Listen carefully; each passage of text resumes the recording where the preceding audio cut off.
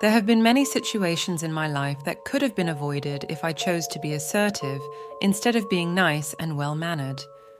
It goes without saying that this situation would have been avoided if I let go of the idea that I should always be polite.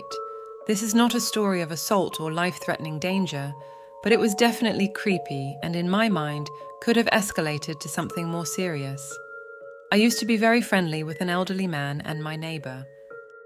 I felt bad because he seemed really lonely, as if he never had any company. At first, he would want to hug me every time he saw me, which I didn't think was strange because hugging as a greeting or goodbye is very common where I come from. He eventually asked if he could have my mobile number in case anything happened and he needed help. He told me he had suffered a stroke years ago, and both he and his wife were prone to falls that would result in broken bones, so I gave him my mobile number. I would want someone to help my elderly relatives if they needed help in an emergency. He would then frequently ring my doorbell to share leftover food with me, which I appreciated at the time. Then he would come to my apartment almost daily and ring my doorbell until I answered the door. He once rang 6 times. He also once invited himself into my apartment, and when I opened the door, he proceeded to remove his shirt to show me a scar on his chest. I told him that I believed him when he said he had a scar and he did not need to undress. He took off his shirt anyway. If he did not see me for more than a day or two, he would call me to see where I was and what I was doing. By this point, when he would hug me, he would sometimes lightly bounce up and down or rock side to side. When that would happen, I would push away and tell him that I don't need a hug. I would make up an excuse like I had a cold or flu-like symptoms. This was pre-pandemic, and I did not want to spread anything to him. Shortly after this, 3 separate things happened on separate days that made my skin crawl when I think back on them. First, he put his hands on the sides of my head, gently squeezed, rubbed his hands on my hair, and pulled my head towards his. I extended my hand against his shoulder and gently pushed away. I told him that I am not a touchy person and do not really like to be grabbed. This is true and not just something I was saying at the moment. Second, he ran his fingers through my hair after I gently pushed away from his dancing hug. I told him again that I am not the type of person who likes physical affection. Last, he gave me a regular hug, no weird movements, but then caressed my face with his hand and pinched my nose. I felt so uncomfortable and gross. I pushed away and told him that I had to get back to work. He slowly but firmly grabbed my arm and tried to initiate another hug. I pushed him away again and told him that I did not need another hug.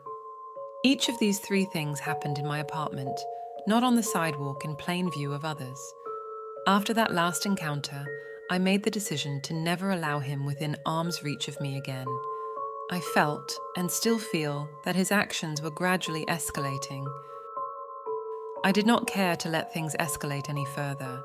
When he would see me walking my dog and approach us, I would quickly walk the other way and not respond to him. He eventually realized I was avoiding him and followed me back to my apartment. He asked me if it was something he said. I was direct and told him that I do not like being touched, yet he insisted on touching my face and hair in ways that made me uncomfortable. He responded with, "I wish you said something." I did, multiple times. He still tries to talk to me when he sees me walking my dog, but I continue to completely ignore him. There are individuals who take advantage of certain assumptions younger people tend to make. I made the assumption that I should be unquestionably kind and social with this man since he was elderly and lonely.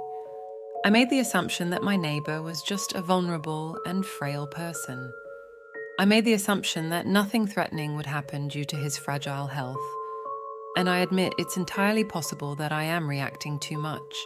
So how does this pertain to being assertive sometimes instead of always being a well-mannered female? The truth is that I did begin to feel uncomfortable long before those 3 incidents took place. I felt uncomfortable enough to ignore him when he would ring my doorbell again and again. I felt uncomfortable enough to ignore his phone calls. I felt uncomfortable the moment he gave that first dancing hug. Yet every time I chose to ignore that feeling of discomfort, as it would have been seen as me being impolite to an elderly person. In those moments, I valued the optics of good manners more than what my gut was telling me. I will always choose to be kind to others, but going forward, I will be more alert and no longer choose to appear to be polite over my own sense of safety. This is one of those things that could be nothing or could have gone really badly if different decisions were made. I'm an 18-year-old female with 2 female roommates of the same age. We just moved to a very big city, and we live in a small apartment complex with a classic dark, scary back alley, which just so happens to be where my roommate's parking spot is located. I work overnights, and one night when I got off work at around 12:30 midnight, my roommate picked me up and we headed home. We were being pretty loud, talking and laughing as we made our way around the building and up the stairs to our apartment. The second we got in and sat down on the couch, our doorbell rang. We were, of course, very confused. From our position on the couch, we can see out a window to our outer door. Now, the way our apartment is arranged, you unlock a door to get into a hallway that has doors leading to our apartment and our neighbors, but it looks like the outer door leads directly into our apartment from the outside.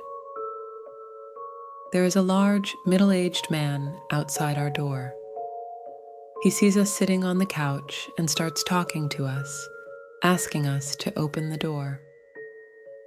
He said that he lives in the huge apartment building right beside us, and he needs help. He tells us someone is trying to rob him.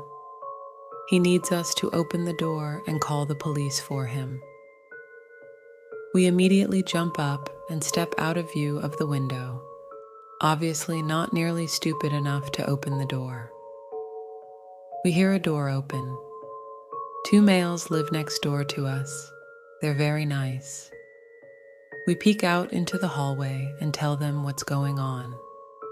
He opens the door, talks to the man, tells him to wait outside while he gets his phone. We can hear their exchange through the window. Our late-night, supposedly neighbor tells those 2 guys that he has a bunch of silver ingots on him and they're worth a lot of money. Some guy was just trying to rob him right outside, and he needed someone to call the cops. One of the guys complies, but while he's ringing the police, Mr. supposedly neighbor just takes off running, never to be seen again. The cops never showed up either. I know this isn't that big of a deal, but that asking for help thing is a classic serial killer ploy, and he was supposedly getting robbed right outside where we just were, and we didn't hear or see a thing. It has bad intentions written all over it. Either way, we were left pretty creeped out. There was this guy who lived around the corner from our house, seemingly a normal guy. He had the most immaculate lawn in town. I would see him every weekend meticulously grooming his front lawn, and he was known in the area as the guy who was crazy about landscaping. Turns out, the guy was also crazy over children. He was arrested for being a pedophile. He had thousands of Polaroid pictures of underage boys stashed in the floorboards of his house, and thousands more stored on his computer. Scary enough, only 6 months prior to his arrest, I was riding my bike home from a friend's house and passed him. He asked me if I could help him move a sleigh from his garage to the front lawn. Looking back on it, I'm thankful that I was a bigger 15-year-old kid and could have taken this guy, because only God knows what would have happened if I was any smaller. I hope you found these stories as chilling and unsettling as I did.